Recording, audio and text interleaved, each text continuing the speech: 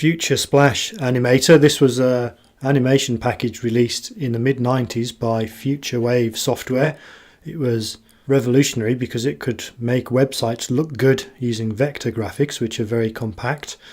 This was before broadband, remember, in the days where everyone accessed the internet over dial-up phone connections. Now you might think you've never heard of this, but think again.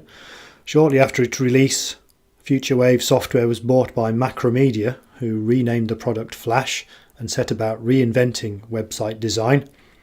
In time, Macromedia was bought by Adobe, and Flash matured into a development platform in its own right. But Apple didn't like it. Early in 2010, it changed the rules for developers to make it clear that Flash-based apps weren't welcome on its mobile devices.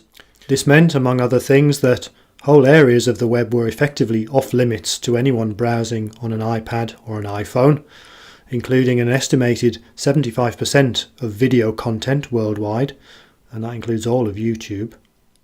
There was an immediate outcry, and although Steve Jobs wrote an open letter to the developer community trying to justify what Apple had done, nobody cared, and Apple relented a few months later, saying, okay, you can sell Flash-based apps in our App Store, but we're still not putting it in the browser, so get over it.